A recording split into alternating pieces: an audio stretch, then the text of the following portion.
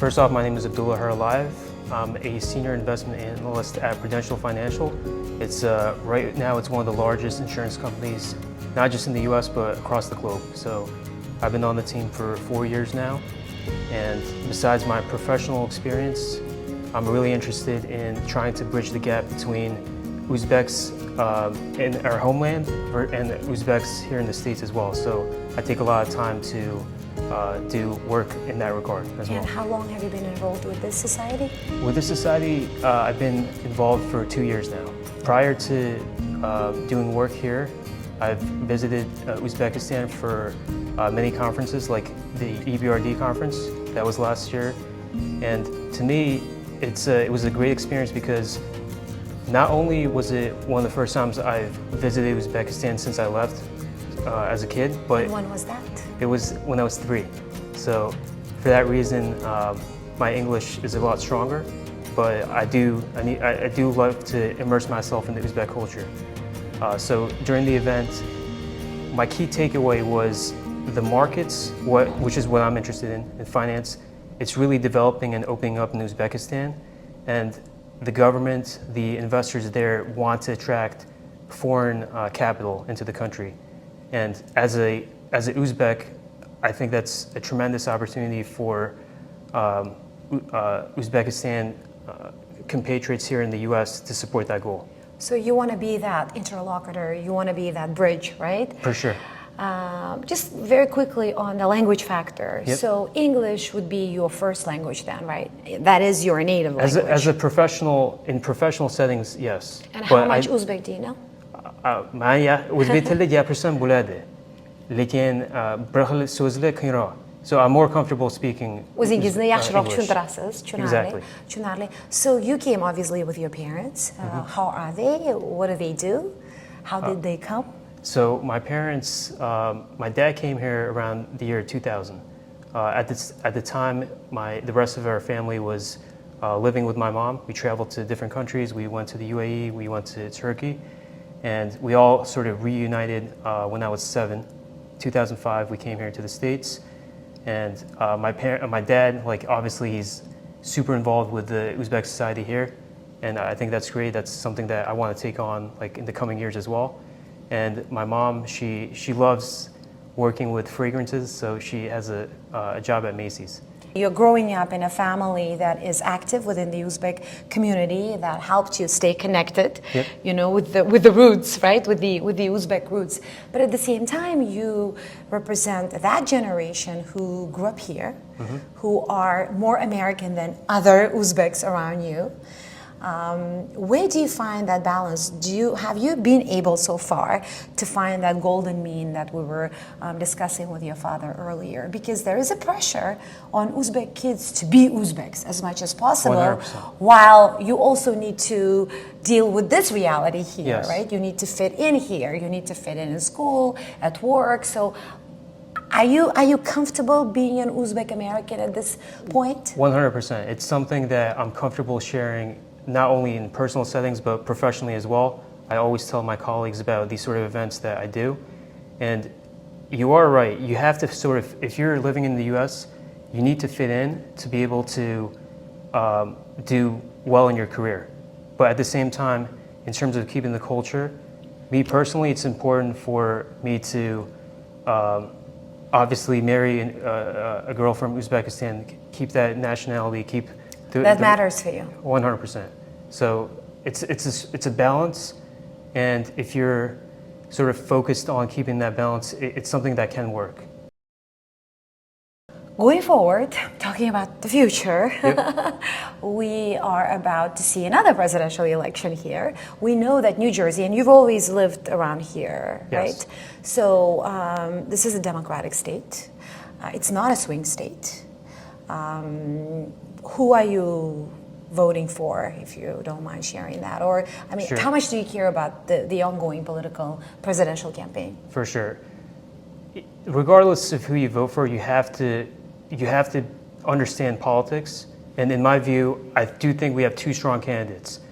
On the one side, you have Kamala Harris, who's for the establishment. So if you do pick a candidate like her, her administration knows how to run the government. But on the other hand, if you're voting for Trump, you're voting for someone that's sort of invoking more change to the country. So I think as long as we have a fair election, as long as we have the utmost participation from people, America will decide and they'll make the right decision. So that's my view.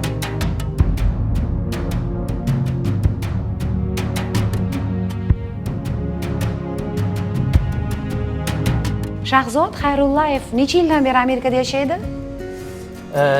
2006 yilda chiqsam 18 yil bo'ladi endi. 2005. Уже почти 20 yil bo'ldi. Уже amerikanskiy bo'lib ketdi. 10 yoshimda keldim dedingizmi? 10 yosh. 10 yosh. Lekin 10 yosh vaqtli. O'shanga hamma tilni o'rgandim, xarakterini tushundim. Ana amerikanskiy bo'lib ketdi.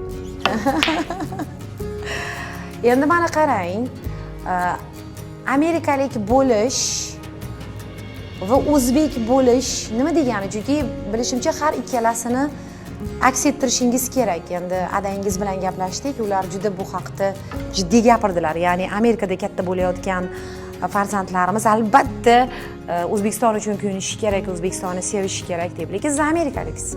Ya'ni buni qanday eplash mumkin? How can you find that balance? How can you handle that?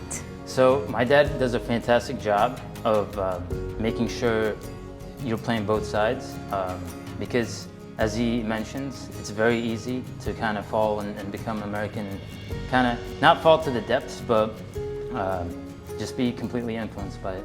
So every time we have these events, we have the gatherings, we have the collective, just the community events. We have a tremendous time of getting to know our culture and really discovering our culture too. But I'm sure there have been points in your life when you felt pressured to be someone that you were not easily inclined to be, right? Yes, yes. I mean, you are here, you're 10 years old, you're getting into your teenage years, you have to fit in school, you have to find friends here. Meanwhile, at home, your parents constantly tell you we're Uzbeks. Yeah, exactly. Because I've talked to a lot of Uzbeks who've gone through that process around the world. When did you feel comfortable being both? Do you feel comfortable now? I feel very comfortable, yeah. I think I felt very comfortable from the start, to be honest with you. Whenever you come from a different setting to a new setting, it's a lot of pressures, like you said. You get bullied and you don't quite speak the same way, you don't dress the same way. But my dad put me in the best position to fit in, to keep up with the trends, and the maturation as well. What are some of the tips you would give to other young Uzbek Americans who are going through that process now, who are trying but somehow failing at making their parents happy, but at the same time they're not happy because, you know, they're different than their parents, right? I would say your parents, more likely than not, have the ultimate wisdom. They've gone through whatever you've gone through before, and they know, in most cases, what's best for you. I think it's very important to kind of discover a religion a little bit too, because I think that puts the best template to live. Everything is laid out there, you know? If you just follow that, then if you try your best in life, you'll conquer many things. What is one value, let's say Uzbek value, that you can point at and say, that's something that I must have, or I must honor and cherish, and others should as well? Absolutely. I would say respecting your elderly, respecting people that are not, like, even 3 years older than you. And here, it's a little different. You don't, like, the term aka in Uzbek is a huge thing for me. And here it's just you call someone by their name. So it's a different, the tonality is different from the get-go. Aka-uka. Yeah. Single. And just whatever older people say, that's it. You know, you don't. I think that's the biggest thing that sends sort of like hierarchy, and the system is in place for those reasons. Yeah. So your father told us that you don't discuss politics at home, that you don't want to be political. Do you agree with that? I mean, is that something that you're okay with? I think it's important to follow politics and know where your standing is, But ultimately, no matter who gets elected, your life is the same. You're in charge of your life. Only you can affect your circumstances and associate with whatever groups you want to associate. A candidate is not going to switch and make your life like completely different, you know? You're in charge of waking up at 5, you're in charge of going to the gym, you're in charge of working and putting food in your body that's healthy or not healthy. Trump or Kamala Harris is not telling that to you, okay? But you do vote. I do. I mean, you do choose someone, and yes, then. Yes. So, how many times have you voted before?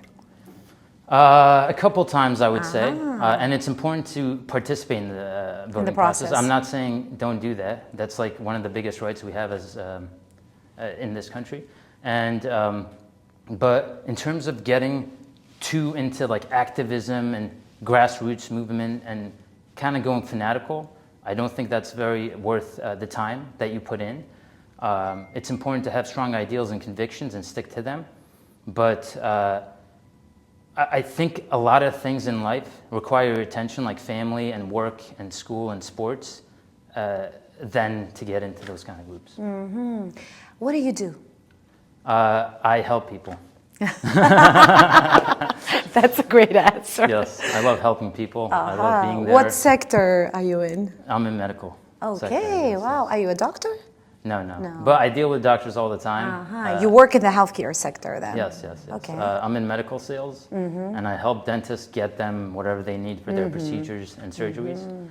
I help them with like assisting with the surgeries as well, like advising them on which steps to do. So it's a big, responsible role. I need to know a lot. The education is crazy, but I love what I do, and I love the day-to-day. I've fallen in love with that. Each citizen keeps it private to themselves and see how the election and the results end up being. And okay, you can't control the outcome too much, to be honest with you. Whatever way it goes, you pivot and you adapt to life and you execute. Well, you are among many who've been telling us, to the Voice of America and other media, that elections are not miracle makers. I mean, they don't change anything dramatically. Yes. Right? So while we do take them seriously and regard each election as a unique election, your life is going to be the same, as you just said, I don't tomorrow. Yeah, from day to day. I think it's important for the much more like cultural morale, where the culture is shifting. So if a conservative candidate wins, the culture is more conservative and those ideals. If a Democratic, it's more open, and that's the only thing I see it shifting, changing. So you feel that?